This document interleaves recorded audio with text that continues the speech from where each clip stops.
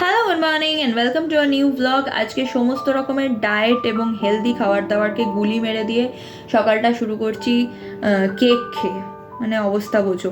এরপরে কান্নাকাটি করবো যে আমার কেন ওজন কমে না।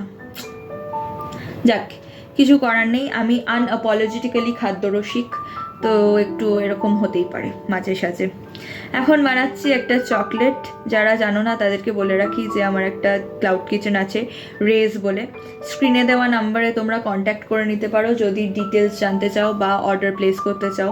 আমি শুধু চকলেটস বানাই না, তার সাথে কেকস, ব্রাউনিজ, কুকিজ সমস্ত কিছু বানাই। তার সাথে gravy items, fried rice, chilli chicken, শুক্তো থেকে শুরু করে চাটনি, আর প্রন মাফিনস, মানে সেভারি মাফিনস। এটা একটা খুব ইন্টারেস্টিং জিনিস, প্রায় কেউই বানায় না, বাট আমি বানাই।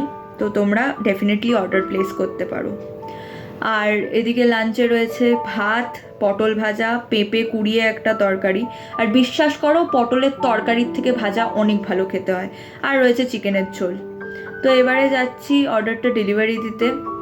আমি জেনারেলি সুইগি করে দিই বা জোম্যাটো করি, কিন্তু আজকে যেহেতু একটা ছোট্ট অর্ডার, তাই জন্য আমি নিজেই গেলাম।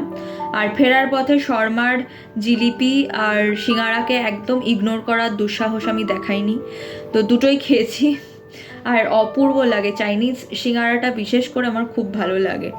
তারপর ধরেছি বাড়ি ফেরার পথ। আর ডিনারে রয়েছে রুটি, এদিকে রয়েছে তড়কা, এটাও একটা ডেডলি কম্বিনেশন, আহা।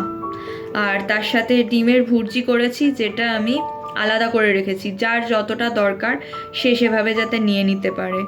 তো সেই কারণে আমি সবসময় ডিমের ভুর্জিটা আলাদা রাখার চেষ্টা করি। আর এদিকে রয়েছে একটু শশা, তো সকাল থেকে একটু ফল খাওয়া হয়নি, তাই জন্য একটুখানি ফলও নিয়েছি আজকে। তো চলো, দেখা হবে নতুন আরেকটা ব্লগে। টিল দেন টাটা, সবাই খুব ভালো থেকো, সুস্থ থেকো, সাবধানে থেকো, and don't forget to like, share, subscribe. Thank you so much.